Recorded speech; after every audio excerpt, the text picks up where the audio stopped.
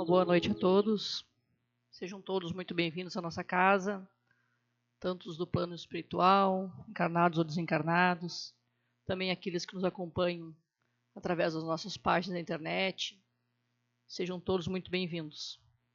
Que todos possam, durante esses momentos que aqui estamos, nos mantermos serenos, com o coração leve, com a mente aberta, para recebermos tudo aquilo que buscarmos, tudo aquilo que a espiritualidade prepara com muito carinho sempre, a cada noite que nos reunimos. Antes de começarmos, gostaríamos de pedir para aqueles que estão com celulares que o coloquem no modo silencioso ou desligado, para que não venham atrapalhar o andamento da sessão. E gostaríamos mais uma vez de fazer um convite, então, para a nossa 25ª Semana Espírita, que começa já na próxima semana, a partir de segunda-feira. Teremos palestras todas as noites da próxima semana, às 20 horas, e nas quartas-feiras, na quarta-feira também à tarde, às 2 horas, às 14 horas. Então, começando na próxima segunda-feira, dia 13, com a palestra Levanta-te e Anda. Recomeçar é um ato de fé, com o palestrante Cláudio Dávila, que é expositor do CEPAC, Centro Espírita Paz, Amor e Caridade, da cidade de Pelotas. Depois, na terça-feira, às 20 horas, a palestra tem o tema A Fé Divina e a Fé Humana, com Luiz Alberto Silva dos Santos, que é expositor da Sociedade Espírita Nossa Luz, de Guaíba. Na quarta-feira à tarde, às 14 horas, o tema é A Fé que nos faz levantar, com a nossa colega Luciara Leal, que é expositora aqui da Sociedade Espírita Trabalhadores do Evangelho. Depois, à noite, às 20 horas, a palestra será com o tema Desperta, com o Bruno Godinho, que é expositor do Centro Espírita Eterno Crescente de Porto Alegre. Na quinta-feira, às 20 horas, o tema é Ajuda-te que o céu te ajudará, com o Hélio Ribeiro, que é expositor da Casa de Batuíra, de São Gonçalo, Rio de Janeiro. Esse é um expositor que estará fazendo algumas exposições no estado e a gente conseguiu trazê-lo na noite de quarta-feira, na noite de quinta-feira, às 20 horas, aqui na casa. Depois, na sexta-feira, dia 17, o tema é Superando os Desafios da Vida, com o Velocino Camargo Neto, que é expositor da Sociedade Espírita Caminhos da Luz, de Porto Alegre. Então, as palestras de segunda a sexta-feira, às 20 horas. Na quarta, teremos 2 palestras, então, às 14 e às 20 horas. Todos convidados, repassem, convidem os amigos, aquelas pessoas que você acham que podem ter interesse, que gostam de assistir uma palestra edificante, que com certeza trará muitos esclarecimentos para todos nós. Lembrando sempre que a gente pede a doação espontânea de 1 quilo de alimento não perecível, que esse alimento depois a gente utiliza para a confecção das nossas cestas básicas que a casa faz, né, que direciona para várias famílias que são cadastradas. Então é muito importante aqueles que puderem trazer 1 quilo de alimento não perecível vão estar auxiliando bastante. Lembrando que o nosso tema central da Semana Espírita desse ano, da 25ª Semana Espírita, é Levanta-te e Anda, que está em João, capítulo 5, versículo 8. Todos convidados, então, a partir de semana que vem, às 20 horas, todos estão convidados e aguardamos vocês aqui na casa.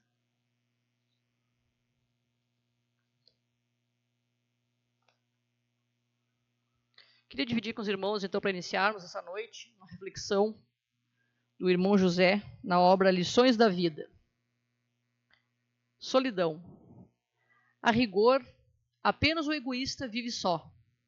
O altruísta jamais se sente abandonado, mesmo quando não tem encontrado ainda uma companhia.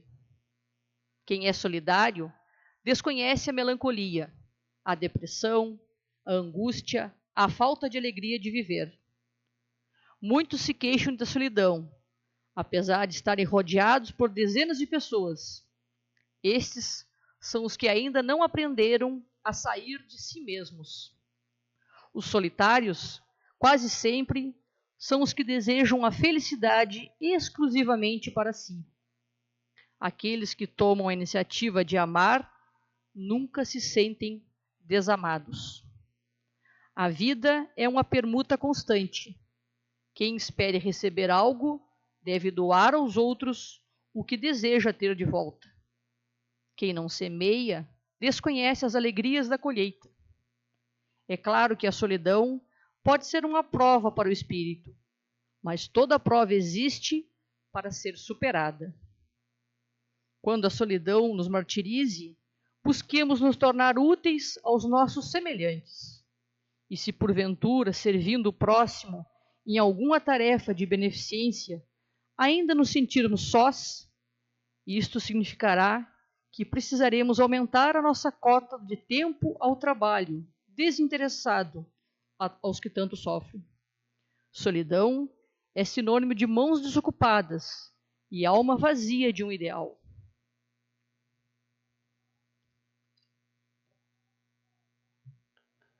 Nosso Pai que estás em toda parte, santificado seja o teu nome, no louvor de todas as criaturas.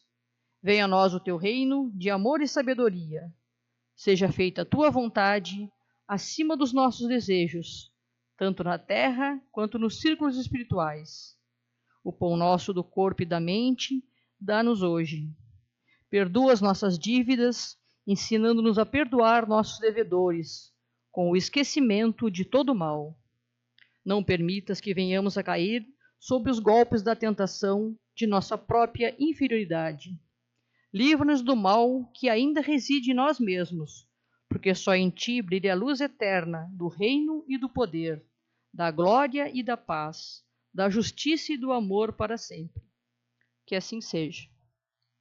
Rogando a proteção dos nossos espíritos protetores, desta casa, deste trabalho, estamos por abertos os trabalhos dessa noite, rogando muita luz, muita paz, que possamos aqui receber tudo aquilo de que buscamos, tudo aquilo que estivermos abertos para que a espiritualidade deixe chegar até nós. Para as explanações do Evangelho, a Marta irá fazer a colocação agora.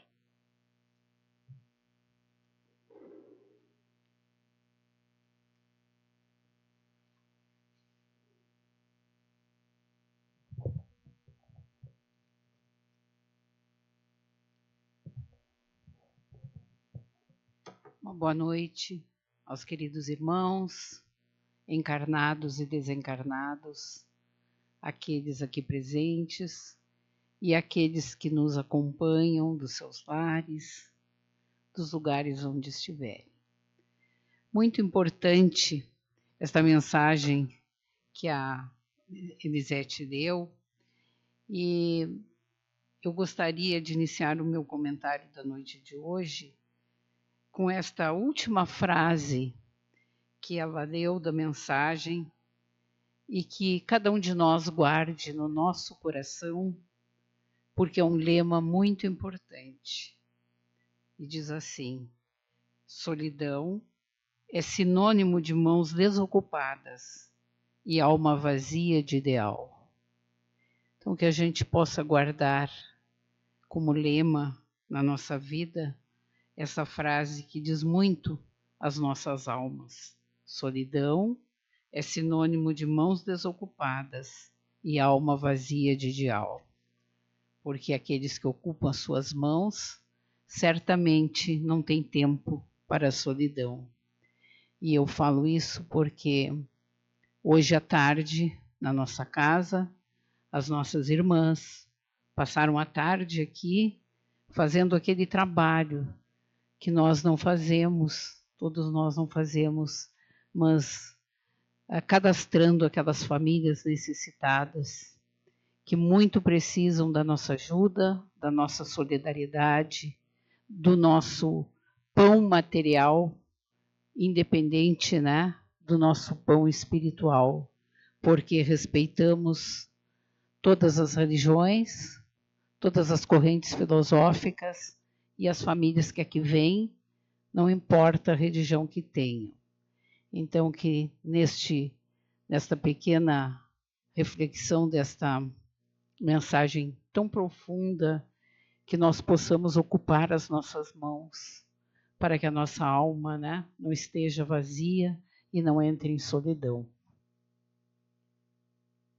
Na noite de hoje, nós fomos escolher, lá no capítulo do nosso Evangelho, no capítulo 9, bem-aventurados os que são brandos e pacíficos. E lá em Mateus, ele traz o mesmo item a esta bem-aventurança, com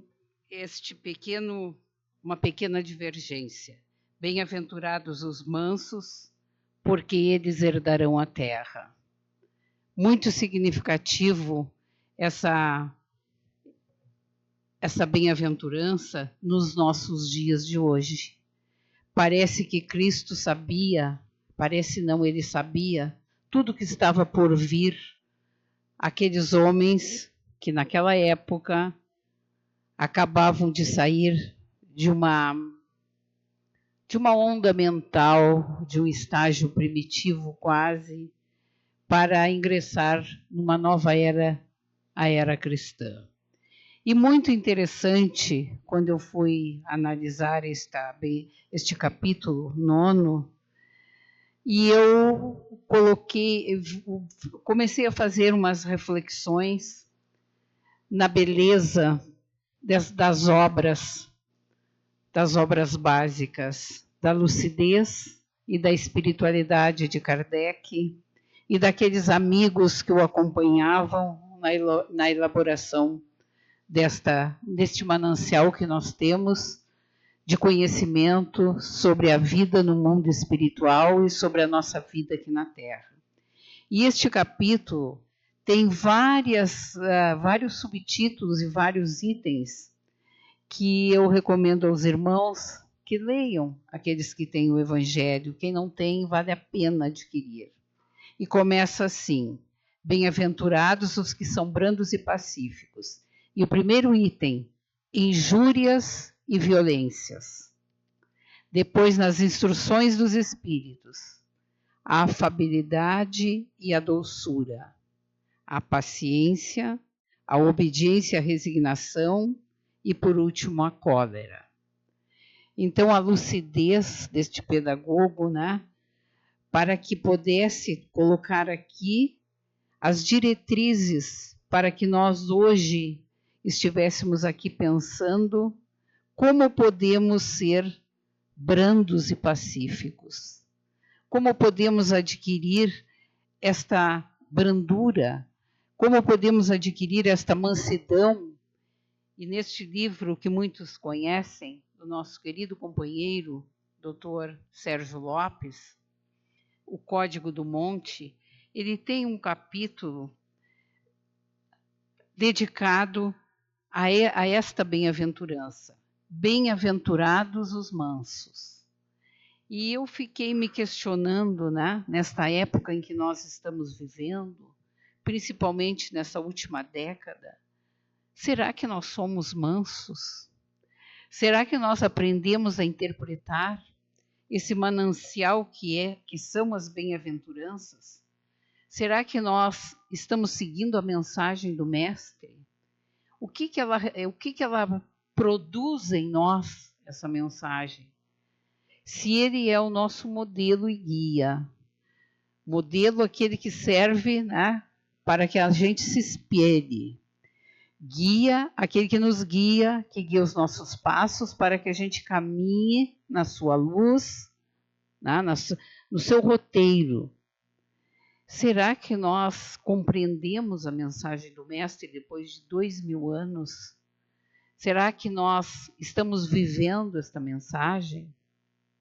E quando nós olhamos a televisão, quando nós olhamos as nossas redes sociais, quando nós escutamos tantas coisas dos nossos companheiros, da nossa família, que expressam tanta violência, tanta cólera, tanta mágoa, tanta brutalidade, muitas vezes, nós ficamos nos questionando o que nós estamos fazendo da mensagem do Mestre.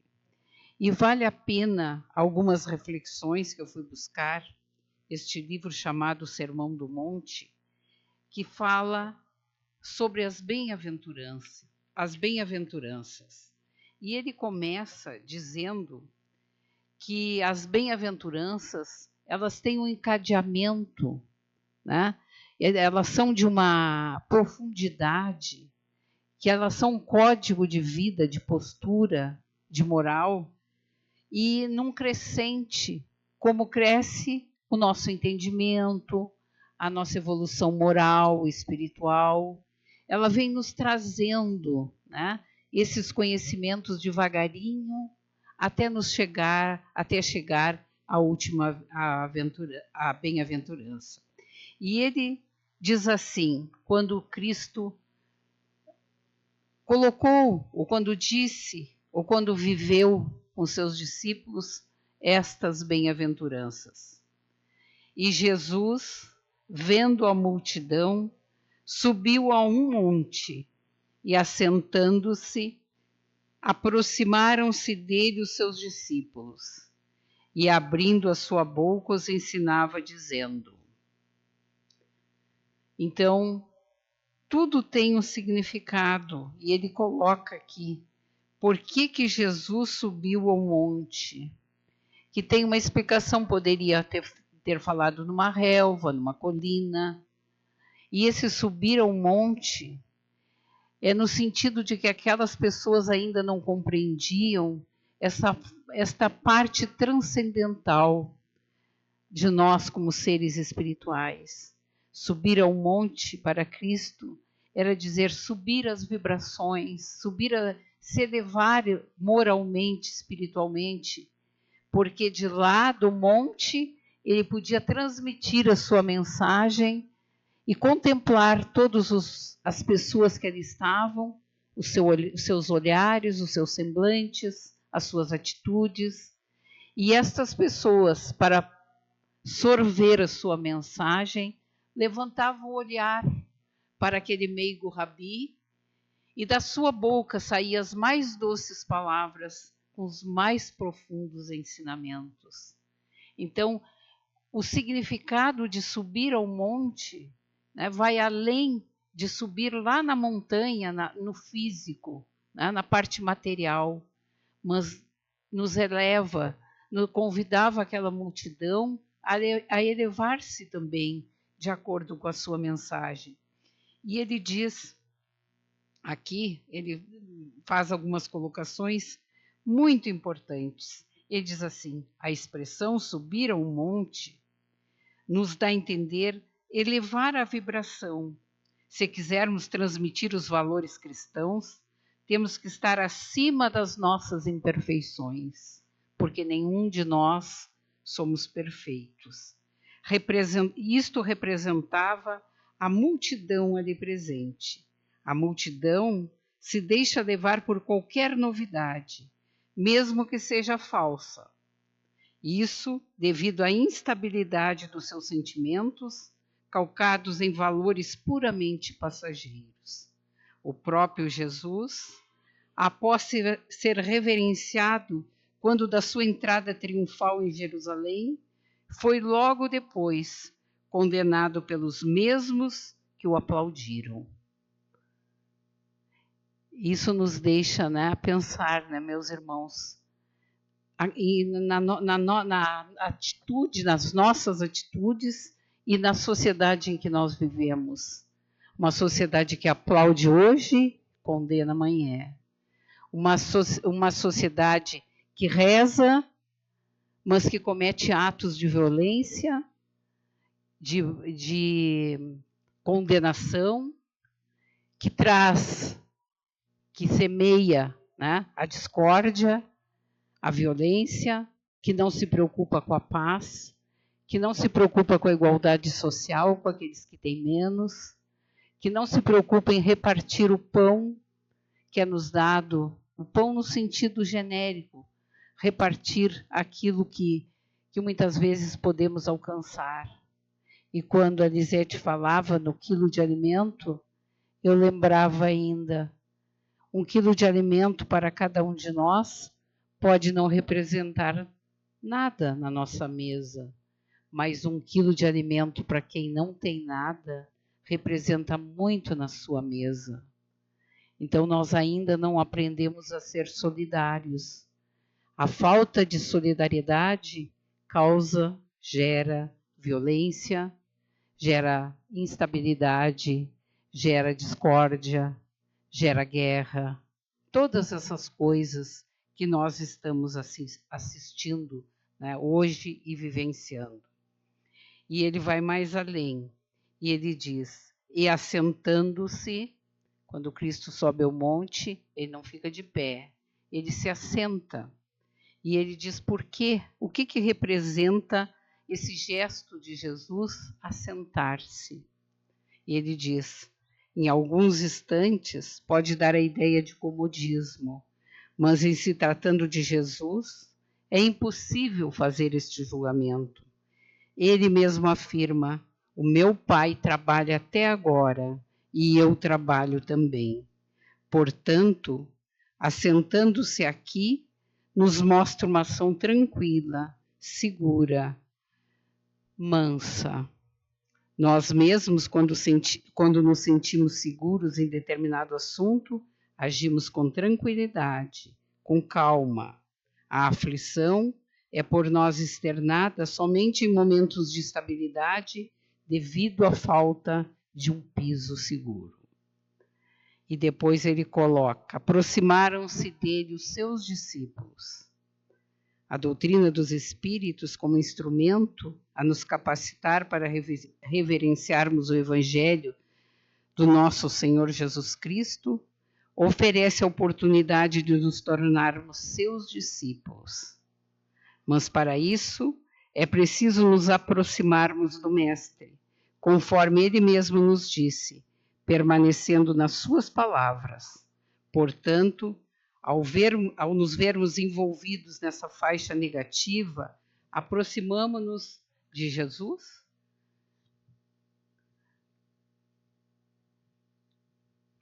E abrindo a sua boca, os ensinava dizendo, Jesus, como modelo e guia para a humanidade, não podia em momento algum se fazer ocioso. Os espíritos mais evoluídos são os que mais trabalham. Eles não perdem tempo. Abrindo a sua boca, ensinava-os dizendo-lhes, sua palavra era e continua sendo sempre o consolo e de ensinamento. Portadora de imenso magnetismo, curava, porque conduzia os necessitados à prática do bem, trabalhando o processo de autocura. O Cristo, a agir em nossa intimidade, deve nos fazer sempre dinâmicos, trabalhando sempre para o bem de todos, fazendo de nossa palavra não um falatório, mas uma lição constante. Então, são ensinamentos e reflexões muito importantes que nós gostaríamos de deixar para que os irmãos também pudessem refletir conosco sobre a nossa trajetória, a trajetória de cada um de nós. Não adianta nós lermos a Bíblia, lermos as obras básicas e não colocar nada em prática. O mais importante é aquilo que aprendemos, é aquilo que lemos na nossa vivência. Claro que não somos perfeitos, estamos longe, né, de nos assemelharmos ao Cristo, mas podemos seguir o seu caminho, podemos seguir as suas lições, podemos ainda na nossa pequenez, praticar essas virtudes que ele nos ensinou, principalmente a mansuetude. Aquele que é manso é dócil, é pacífico, é caridoso, é paciente, anda devagar e busca trazer para si ou consigo aqueles que encontra no seu caminho. E ele continua algumas reflexões que eu gostaria de partilhar com os irmãos. E ele diz assim, o manso é aquele que está identificado com as forças positivas da vida. Ele não se inquieta, ele é seguro, ele tem em si a tranquilidade, ele é pacífico. O verdadeiramente manso já venceu a maldade e a agressividade. Por isso, em qualquer situação irradia paz. E se o momento for desfavorável, consegue reagir com ponderação, quebrando o círculo vicioso da ignorância, sendo sempre um representante do Senhor através da exteriorização do Cristo interno. A capacidade de exteriorização desta virtude é demonstrada não somente na ação, mas principalmente na reação, ou seja, quando acontece a oportunidade do teste, em que vem sempre após alguém nos atacar, nos humilhar ou dizer qualquer coisa contra a nossa pessoa. Nesse momento é que temos a oportunidade de mostrar a que tipo de reação estamos vinculados. Quando dizemos que este estado de espírito é uma conquista, queremos dizer que ele não é dado de graça, mas elaborado pelo Espírito através da fieira reencarnatória, muitas vezes à custa de dores terríveis, que têm o poder de despertar os valores superiores da alma. Valores estes que todos possuímos em estado de germe. Desta forma, entendemos o porquê de Jesus ter colocado esta bem-aventurança após a dos que choram, porque a introspecção gerada pelo choro renovador conduz-nos ao entendimento que gera a mansidão. Concluindo, podemos dizer que o manso reconhece os reais valores da vida e trabalha para conquistá-los, conhecedor da imortalidade da alma e da eternidade do processo evolutivo. Não se apavora, não tem pressa, mas também não perde tempo, porque sabe que o futuro está intimamente ligado ao presente. E se o hoje é momento de colhermos o que plantamos, é também hora de nova semeadura. E a que verdadeiramente liberta é a calcada nos ensinamentos daquele que é manso por excelência e humilde por coração. E aí ele coloca ainda, finalizando, por que eles herdarão a terra? Que tipo de terra é essa que Cristo fala?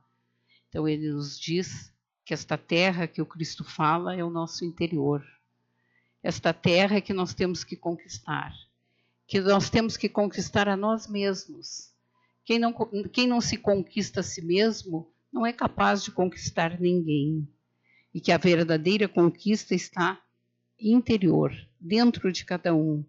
Quando eu me conquisto, quando eu me conheço, quando eu me reconheço, quando eu identifico as minhas imperfeições e busco burilá-las, e busco ser melhor, eu estou me aproximando daquele que é o caminho, né? É o caminho e a vida. Então, ele termina dizendo assim, amigos, os amigos maiores da espiritualidade têm nos chamado a atenção para a necessidade de sermos e não de termos. É que os valores ligados ao ser são sempre definitivos e os levamos aonde quer que formos, ao passo que aqueles ligados ao ter têm características transitórias e só serão permitidos enquanto houver necessidade de evolução. E aí ele fala sobre a terra prometida, né? Nós sabemos que nós estamos num momento de transição planetária. E esta terra que Cristo falava, ele já sabia do destino do nosso planeta. Essa terra prometida é aquela terra que cada um de nós conquista. Esta terra bendita, né, que nós temos que aperfeiçoar dentro de nós para merecermos ainda gozar desta terra que será o planeta de provas e expiações. Aqueles que se esforçarem, aqueles que lutarem, aqueles que se melhorarem, certamente herdarão essa terra, terão esse direito, né? Não de herdar no sentido material, coisa dada, né? Como as heranças materiais que muitas vezes nos trazem dissabores, mas a herança, aquela herança que vem de dentro, aquela conquista de si mesmo, né? À custa das nossas imperfeições, das nossas múltiplas reencarnações, dos desafios que passamos e das conquistas que fizemos em cada uma delas.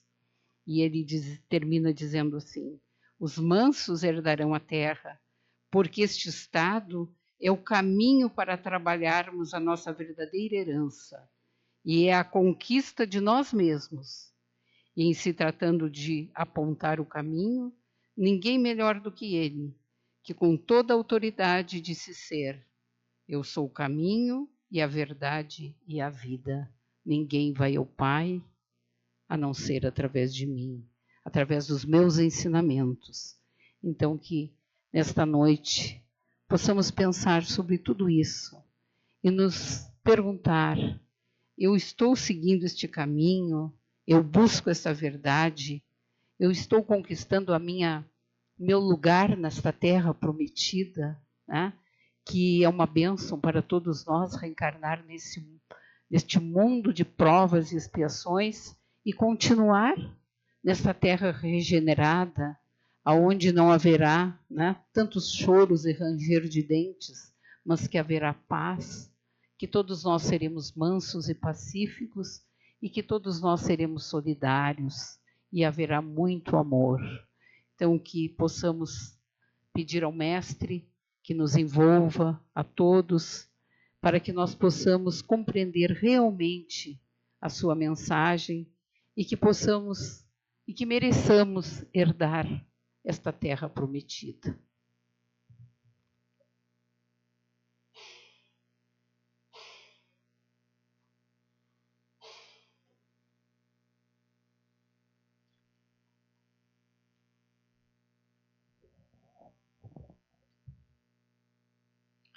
Neste momento, vamos levar os nossos pensamentos em oração por todos aqueles que sofrem, sejam encarnados ou desencarnados, por aqueles que mantivermos em nosso pensamento nesse momento, por aqueles irmãos que se encontram nos hospitais, nos presídios, abandonados da sorte, que de alguma forma estão passando por provas dolorosas, que o Pai possa ampará-los, dar ânimo, para que eles possam vencer as agruras do dia a dia, com fé, com esperança, que a caridade do Pai sempre mantém todos unidos, assim, sempre que oramos por Ele.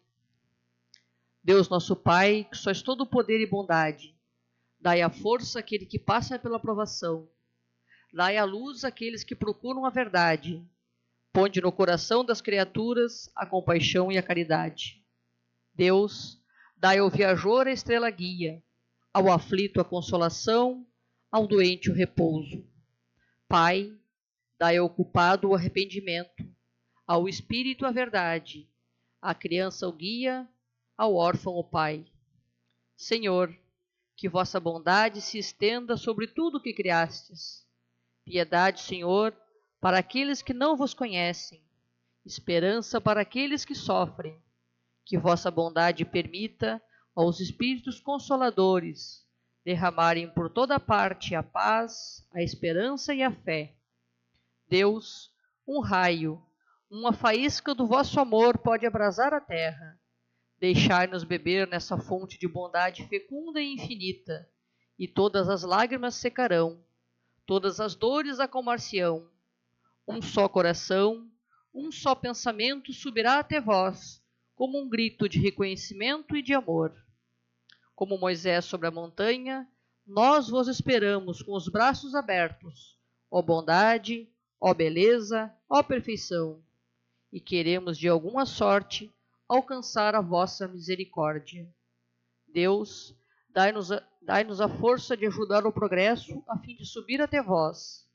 Dai-nos a caridade pura, dai-nos a fé e a razão, dai-nos a simplicidade, que fará de nossas almas o espelho onde se deve refletir a vossa imagem. Que assim seja. Para aqueles que nos acompanham pelas redes sociais, desejamos uma noite de paz e de tranquilidade. E para aqueles que estão conosco aqui na casa e quiserem, vamos passar